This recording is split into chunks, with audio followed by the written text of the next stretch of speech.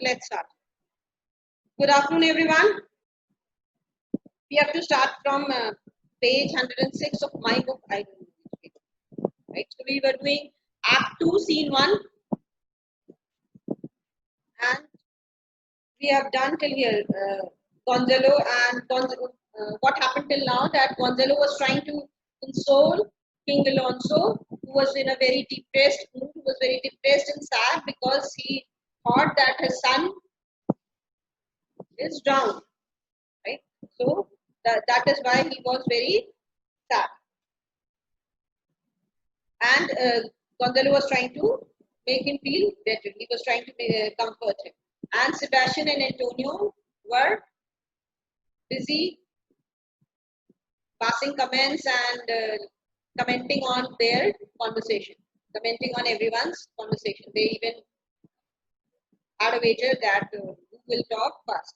So this was going on. So they were just speaking, whatever they said was contradictory to what Gonzalo was talking about or what Adrian was talking about, right? So they were just having fun. So this was going on at that time. And the last we did was that how lush and lusty the grass looks. How green. And after that I got disconnected. So Antonio, the ground indeed is tawny. Tawny means that the ground indeed is brown in color, right? The ground is brown in color because they have to speak something which is in contradiction to what Gonzalo said. So because Gonzalo said that the grass is green, it is lush and it is lusty, it is very fresh and it is very green. So Antonio said that, but the ground is brown in color. Sebastian with an eye of green in it, and he said that it's like just it just has a tinge of green color in it. Right? It's not lusty and there is not very rich grass growing there. Just the ground. I can only see the brown color of the ground and with a just tinge of greenery. Antonio, he misses not much. So Antonio says he does not overlook much. He has only overlooked the brown ground, and so he doesn't overlook much. He notices some. So at least he noticed the grass. Sebastian, no, he does but mistake the truth. So Sebastian says, no, I don't agree with you. Who is he here? He is Gonzalo. So they are making fun of what Gonzalo is saying. So Sebastian says, no, he does but mistake the truth. So he says, yeah, you are he doesn't overlook much.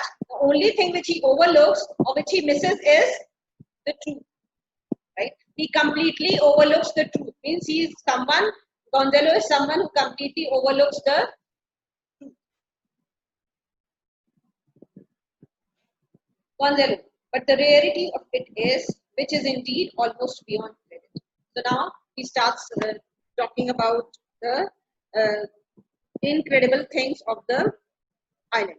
He says the rarity of it is means but the strongest part of this is the most powerful part of it is, which is indeed almost beyond credit. Which is indeed almost beyond credit means which is almost incredible, which is actually very unbelievable. Incredible means something which is unbelievable, something which cannot be believed, right? Which is very difficult to believe.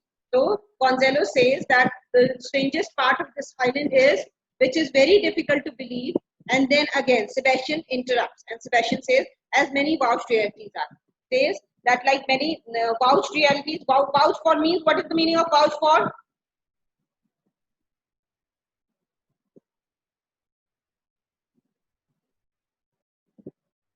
Vouch for means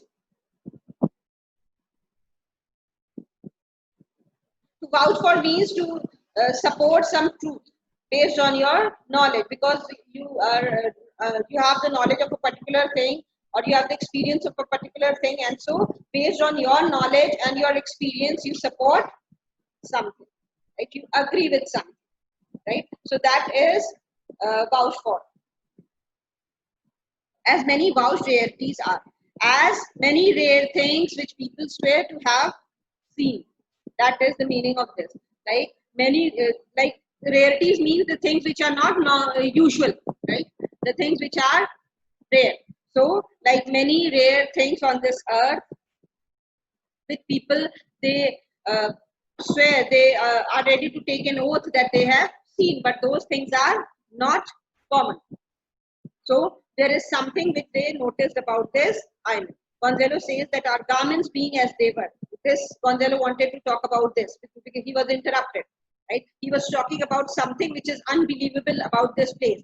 And then he says that our garments being as they were, drenched in the sea, whole notwithstanding their freshness and glosses, being rather new dyed than stained with salt water. So this is what he wanted to say, that though we had to leave the ship, we had to swim in the sea, and we were like drenched, we were completely wet, our clothes were completely drenched in seawater, but still our garments, they don't have any kind of stain. Instead of having stains, how do they look? They look rather fresh and new. So that our garments being as they were, drenched in the sea. So in spite of the fact that our garments were drenched in the sea, whole notwithstanding their freshness. In spite of the fact that the garments were drenched in the seawater. Seawater has salt in it. So if your clothes, you dip your clothes in seawater, what will happen? There will be stains. They will not look fresh. So that is something which Gonzalo noticed, and he felt that his clothes, they looked fresher than what they were before. Notwithstanding their freshness. Notwithstanding their freshness means they have not lost their brightness. They have not lost their freshness in spite of the fact that they were drenched in seawater. Drenched means completely wet. They were completely wet in seawater. And glosses being rather new dyed than stained seawater, salt water. So instead of the clothes having stains on it, they appear to be more bright. Right? Glosses means luscious. They are shining, being rather new dyed. New dyed means as if they were new, right? As if they were they have been dyed very recently. Dyed means dyeing the clothes means coloring the clothes, right? So as if they have been freshly dyed, they appear so fresh. Than stained in seawater. So instead of having the stains, they appear to be fresh. Antonio, if but one of his pockets could speak, would it not say he lied? So Antonio says, I wish one of his pockets could speak, and then the pockets will utter that this person, Gonzalo, is lying. What is the meaning of this? What will happen if you will swim in the sea? Your pockets will be full of sand, right? So again, Antonio tried to contradict what Gonzalo was saying. That if one of his pockets they had tongue, they were able to speak. If the pockets had tongue and they were able to speak, then the pockets will definitely speak out that this person is telling lies. Why? Because the pockets must be full of sand. Right? He is saying that the clothes are fresh, but the reality is that there must be a lot of sand in the pockets because of the fact that they swam to this shore. Right? They swam to this island. So that is why the pockets must be full of sand. So that, Antonio says that if one of his pockets could speak, they would definitely say that he is lying. He's telling lies. Sebastian, A, or very falsely pocket up the report. So now pocket up means, pocket up is a phrase. What is the meaning of pocket up? Pocket up something means to hide something, right? So again, Sebastian says that, yeah, either if the pockets had tongue, either they will tell the truth, or instead of telling the truth, they will pocket up his report. Means they will completely hide his report. They will completely cover up. They will conceal the truth. They will conceal the truth as he was untruthful in his statement.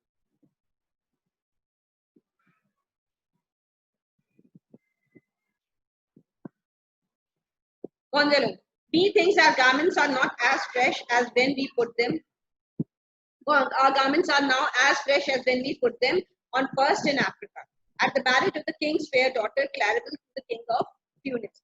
So Gonzalo says that methinks means, in my opinion, I feel that my garments are looking as fresh as they were when we wore them for the first time. See, they are coming from a marriage, and so they must have worn new clothes, right, during the wedding ceremony. So that is what Gonzalo says, that I feel, in my opinion, my clothes are looking as fresh as they were when I wore them for the first time when the marriage of Claribel and King of Tunis was being performed. Sebastian, it was a sweet marriage and we prospered well in our life. So Sebastian says, yeah, it was a lucky marriage. Sweet marriage here means it was a very lucky thing. And see how we are prospering, how we are bringing back our luck, right? How that marriage has brought good luck to us during our return, when we were returning from the marriage. So what is this? This is the kind of sarcastic remark passed by Sebastian, right? He's being sarcastic, right? See, it was such a wonderful marriage. It was such a lucky marriage. He attended that marriage, and see how great things are happening to us. How lucky we are when we are returning. How much luck that marriage has brought to us. So he's being sarcastic. Adrian, Tunis was never graced before with such a paragon today. So Adrian says that Tunis, this is the first time that Tunis was honored with such a paragon to their queen. Such a paragon to their queen means with such a beautiful queen. I told you that Tunis is a place in Africa. And I am not a racist, but the people of Africa, you know how they look. They are not so fair as the people of the European countries. And don't think me to be a racist. I am not. So that is why Adrian says that Tunis was never graced before. Tunis was never graced before means Tunis was never honored before. In the past, this place, Tunis, was never honored with such a paragon to their queen, with such a beautiful queen as our Claribel is. Claribel being a European, you know that she must be very fair, right? So that is why Adrian says this. He says that this is the first time that Tunis has been honored with such a paragon means someone who doesn't have someone who is unequal, right? Someone who is the best, and it's a very beautiful. Its beauty is beyond comparison to their queen. Gonzalo, not since Widow Dido's time. So now Gonzalo interrupts Adrian, means he doesn't agree with Adrian, and he says, no, it's not so. You can say that before our Claribel, Queen, this Widow Dido was also a European queen, and she was also a very beautiful woman. So that is what Gonzalo says. Yes, you can say this, that Tunis has been honored with a paragon of beauty, with such a beautiful queen, but after Widow Dido, right? Not since Widow Dido means after this Widow Dido. Dido was a queen of Carthage. I'll tell you about Widow Dido. You can note it down later on. So not since Widow Dido's time means after the time of Widow Dido, after the time of Dido actually. Widow Dido is not her name. Her name is Dido. So after the time of Dido, this our Claribel is perhaps the most beautiful queen of Tunis. Antonio, widow, a plague of that.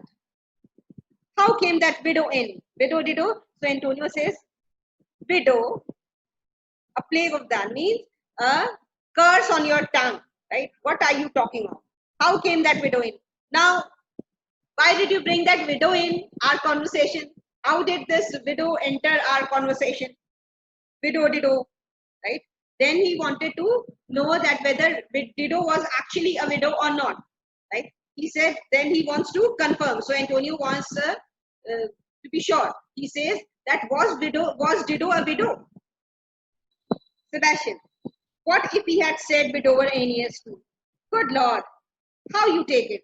So Sebastian asks Antonio to ignore him. He says, how does it matter? Gonzalo keeps on talking. How will it affect you if he must have called Aeneas a widower? Right? Why are you taking him so seriously? Why do you take everything he talks, this old man? Why are you taking all his words so seriously? How does it matter? Let him call Dido a widow and let him call Aeneas a widower. It's not going to. The talks of this man are not so important. So don't take it seriously. Good Lord, how you take it means, why are you taking it so seriously? Now, who was Dido? Widow Dido, said you. You make me study of that. She was of Carthage, not of Tunis. So, now Adrian corrects Gonzalo. So, Adrian also doesn't agree with what Gonzalo said. He said, Widow Dido, said you. You said Widow Dido. Means, what did Gonzalo say? Gonzalo said that Claribel is the second beautiful queen after Dido. So Adrian corrected him. Adrian had a different opinion. Adrian said, Widow Dido said you. Did you say Widow Dido? You make me study of that. Means I have made a note of it. As far as I know, she was of Carthage, not of Tunis. That Dido didn't belong to Tunis. She was not the queen of Tunis. She was the queen of Carthage. This was the opinion of Adrian, right? Adrian corrected him because Adrian earlier said that Claribel is perhaps the most beautiful queen of Tunis. Till now, Tunis has been honored by having such a beautiful queen. And then Adrian said that this Dido was, so Gonzalo said that Dido was the first one and Claribel is the second one. So Adrian corrected him that no, Dido didn't belong, Dido was not the queen of Tunis, Dido was the queen of Carthage. Now they start arguing, right? Gonzalo, well then what does Gonzalo say? This Tunis, sir, was for Carthage. So Gonzalo tells Adrian that Tunis and Carthage are the same place. Carthage is whatever you know by the name of Tunis, that was known in the past as Carthage, right? So this is what Gonzalo tells Adrian. Carthage. So Adrian doesn't agree to it. Adrian says Carthage was Tunis. This is what you want to tell me. I assure you, Carthage. But Gonzalo was very adamant, right? He was very sure of what he was talking about, and he says, I assure you, I am very sure that Tunis and Carthage are the same place. But Adrian doesn't agree to it. Let me first tell you who was Dido. See, Dido was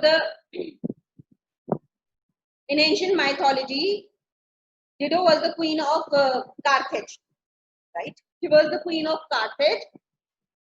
She fell in love with Aeneas, right? And then they lived happily for some time in Carthage. And after that, what did Aeneas do? Aeneas left Dido because he was very fond of traveling and he was very fond of voyages. And so he left his wife Dido and went away. So what did Dido do? Dido was heartbroken and so he committed suicide. That is the story. That is the entire illusion, right? Which is being referred to here. So Dido, being heartbroken, being very sad, she tried to persuade Aeneas not to go, but Aeneas left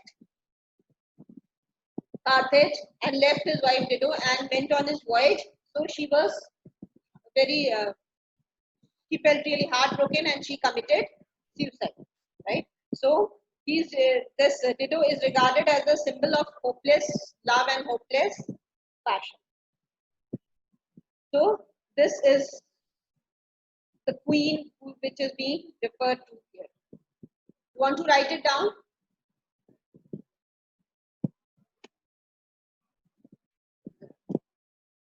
So this Dido is clear. So then they start arguing that whether Carthage and Tunis are the same place or they are different places. Gonzalo is very sure and he says, I assure you Carthage. So I assure you that Carthage is the same as Tunis. Antonio, his word is more than the miraculous harp.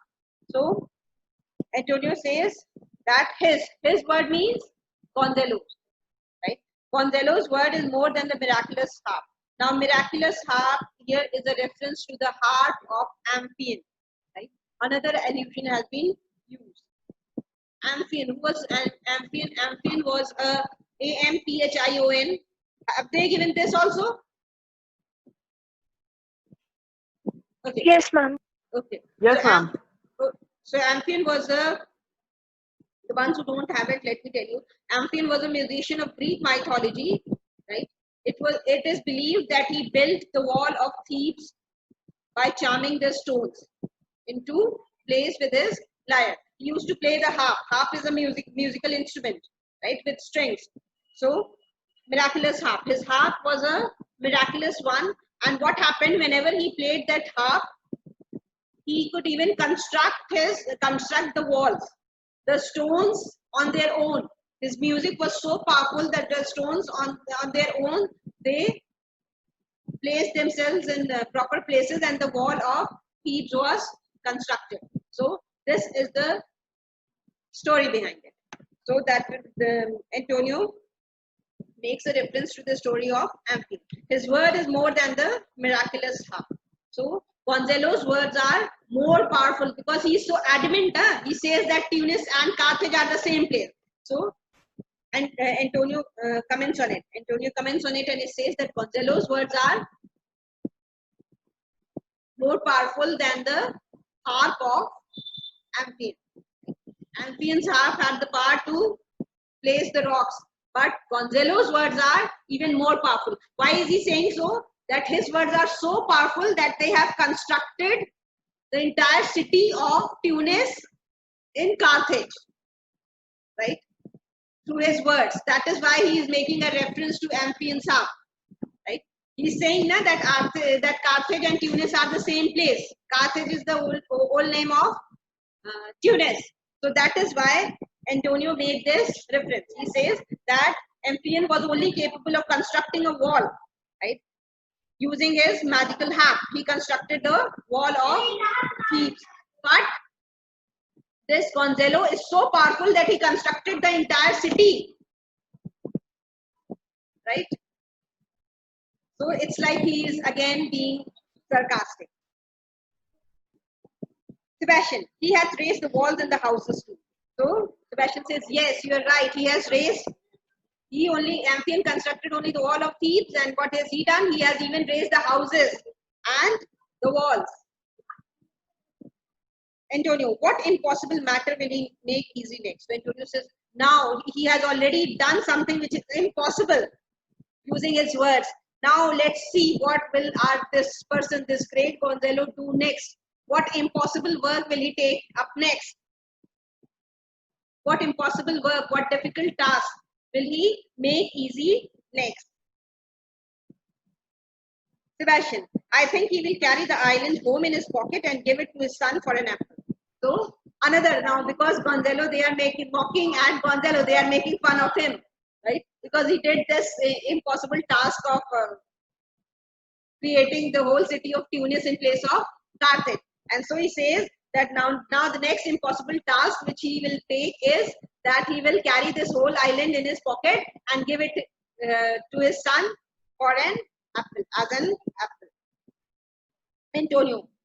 Antonio goes even further and he says, and sowing the kernels of it in the sea bring forth more islands. Kernels means the seeds.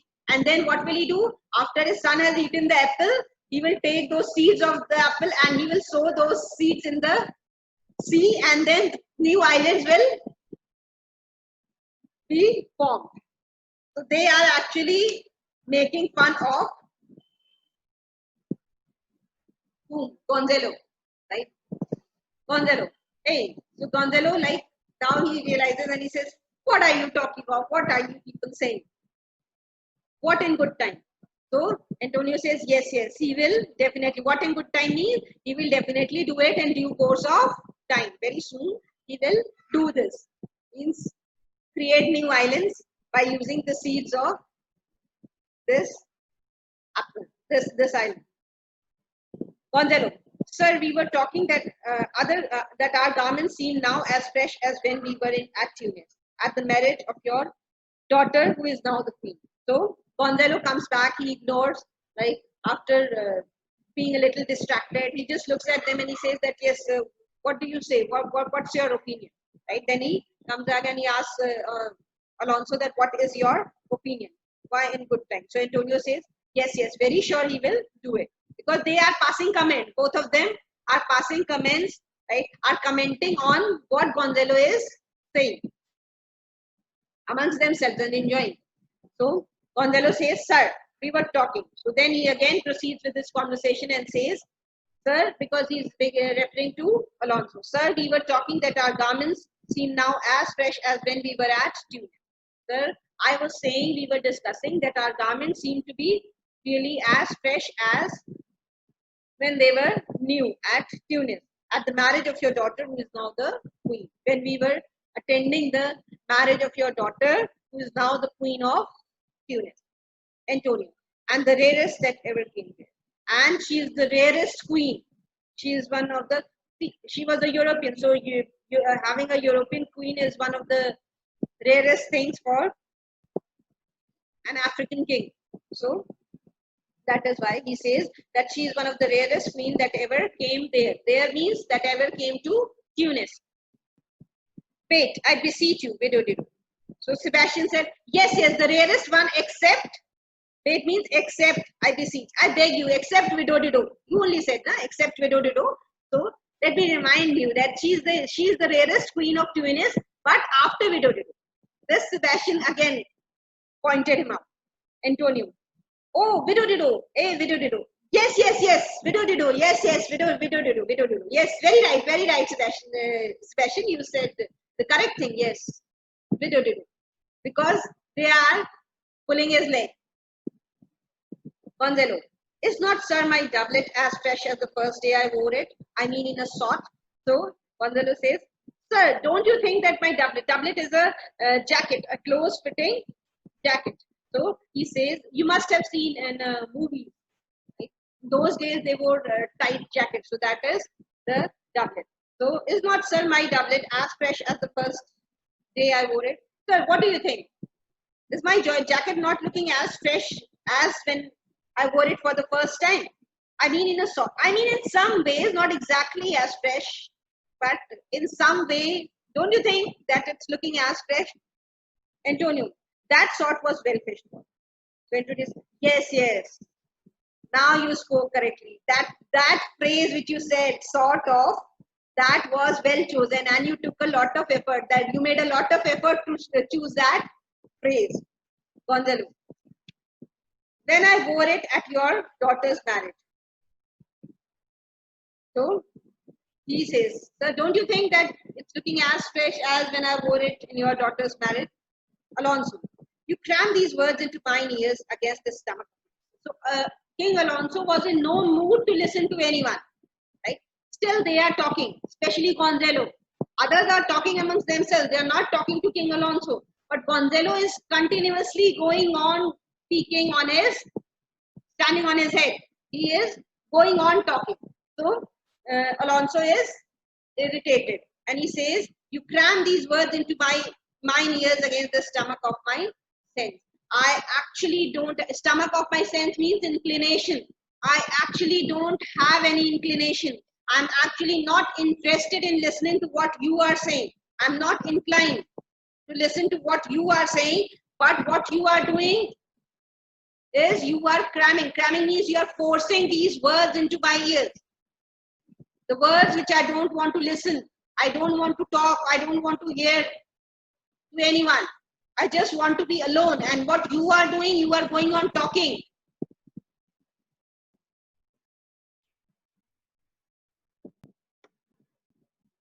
So Alonso says that I really don't have any intention to listen to what you are saying, but you are just going on talking.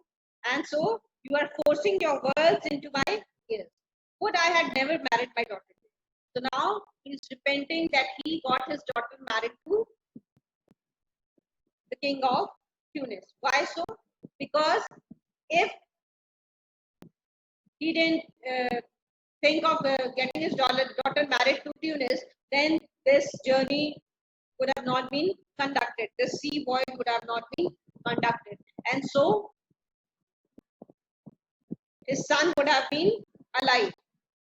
Right? So that is why now he is repenting. So he says that would I had never married my daughter there. I wish I had never got my daughter Claribel marriage to the king of Tunis.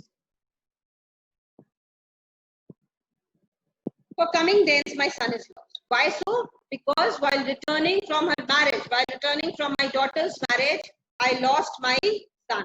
And in my rage, she too, who is so far from Italy.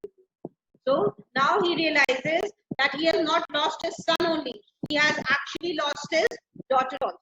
So that is what he says. And in my rage, she too. In my rage means opinion. And in my opinion, I have not only lost my son, along with my son, I have also lost my daughter. Why so? Because now she is so far away from Italy. Who is so far from Italy removed? No, I never again shall see. So she is so far away from Italy now that it's quite possible that I will not be able to see her again in my life. So that is why he says he wishes that he should have not married his daughter to the king of Tunis. See, this is what we do. Whenever anything goes wrong, then we start blaming the past, right?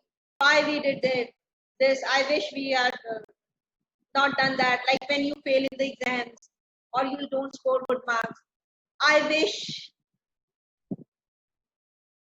I should have uninstalled PUBG from my phone, right? I wish I had paid more attention to my studies. So the same way, like he is trying to blame everything which was done by him in the past. For coming thence, my son is lost, and in my rage, she too, who is so far from Italy, removed no, I never again shall see her. O thou mine heir of Naples and of Milan, what strange fish had made his meal on thee? So he says, O thou mine heir. Who was his heir? His heir was Ferdinand. So he is referring to his Ferdinand. Oh my son, oh my dear son, who was the heir of Naples and Milan. You remember? Milan came under Naples. It was a treaty between King of Naples and Antonio. They entered into a treaty, right? So he says that you were the heir of Naples and Milan. What strange fish had made his meal on you? So which unknown fish must have eaten you, because Ferdinand was drowned. Huh? So that is what I mean. He believes that Ferdinand is drowned. So he's very much alive, but he believes that Ferdinand is drowned, and so he says that I don't know which strange fish, some unknown fish must have made you its meal, must have eaten you up by this time. So this is what he says. He is crying, mourning the death of his son. Now Francesco says, "Sir, he may live." So he says, "No, sir, I think that your son is alive." He is a reference to Ferdinand. He says, "Sir, he may live. Sir, I feel that he is alive. I saw him beat the surges under him and ride upon their back." So he says that, "No, sir, I don't agree with you. I don't think that Ferdinand is drowned, because I saw when I last saw him.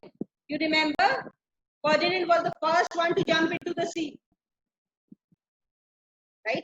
The report when Ariel came to Prospero and he gave the report that Ferdinand was the first one. He jumped into the sea and then he said that the whole ship has been occupied by the devils. The devils of hell have been let loose. They are free now, and then they are all of them have come to this ship. You remember his words? These were the words which were uttered by Ferdinand, and then he jumped into the sea. He was the first one to jump into the sea. So Francisco says, "Sir, he may live." He says that I believe that he might be alive. I don't really agree with you that he is dead. I saw him beat the surges under him. Surges means waves. When I saw him last, he was fighting the waves. He was struggling with the waves. I saw him beat. Beat means fight the surges. Means waves. He fight the waves under him and ride upon their back. And he was riding on the back of the waves. Waves are like this. So riding on the back means riding over those waves. He trod the water. He trod the water. It means that he struggled against those waves. He was fighting those waves. He was struggling against those waves and was rolling on them, whose enmity he flung aside and breasted the surge most swollen that met him. So what did he do? He threw the enmity of the waves. Why enmity? Because what was the object of the waves? The waves, they were making their best efforts to engulf him, right? To drown him. That is what the waves were doing.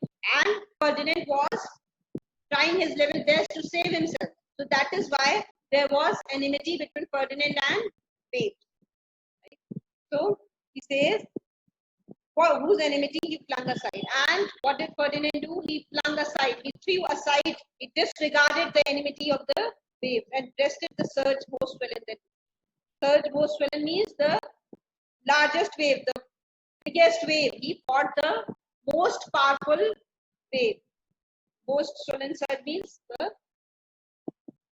most powerful wave that came to him, that he came across. He fought it bravely and breasted. This is done. His bold head over the contentious wave he kept and oared himself with his good arms and lustrous. And what did he do? He kept his head. His bold head means his bold, his powerful head, his courageous head. He kept it above the waves. Over the contentious means hostile. Right? So bold means he bravely kept his bold head above the waves and oared himself with his good arms and lusty strokes. And what did he do? And with his powerful arms, with his good arms, he was a young man. So that is why Francisco is saying that with his powerful arms, while keeping his head above the waves, right? He used his powerful good arms and he used his powerful good arms like the oars. You know what are oars? Those are sticks which are used by the boatmen. So when you swim, what do? You don't have oars, so you use your hands as oars, right? So what did he do? He oared himself with his good arms in lusty strokes. Lusty strokes means powerful strokes. When you move your hands like this, right? So that is stroke. So he made those lusty strokes to swim across to the shore that over his wave-worn basis for. And he tried his level best to reach the shore. And I even saw that the shore bent a little. The shore also leaned a little, right? Came down a little, wave-worn basis bowed as if stooping to relieve him. And it seemed as if the shore also tried to relieve him, tried to make this person, Ferdinand, feel relaxed.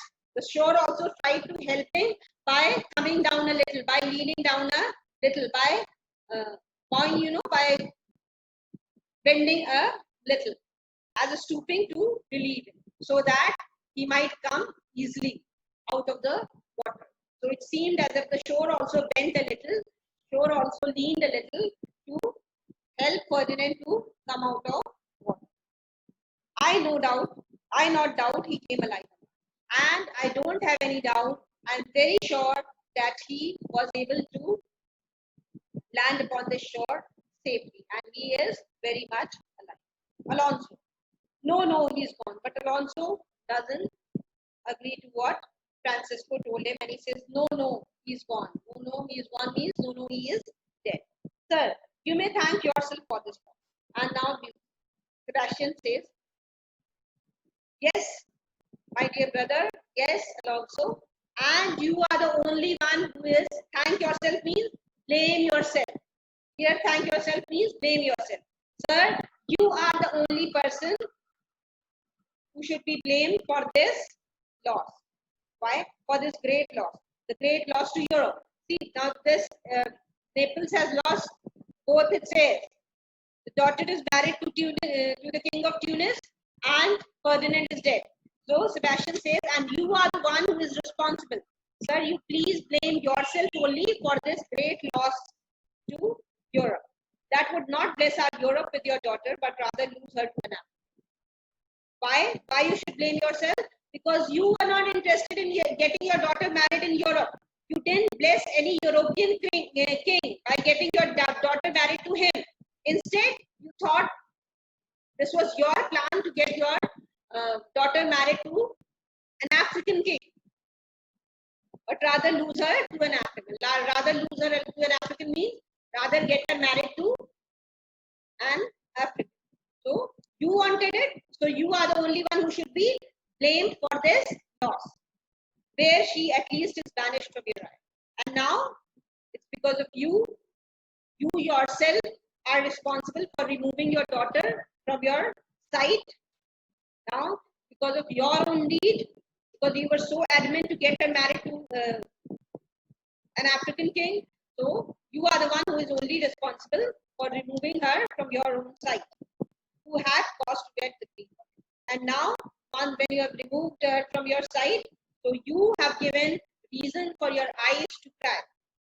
Cause to get the grief on it means now you yourself have given the reason to cry. Nobody else is responsible. Nobody else can be blamed for this loss. Only you. Is it clear? So we'll end here and then we'll continue tomorrow.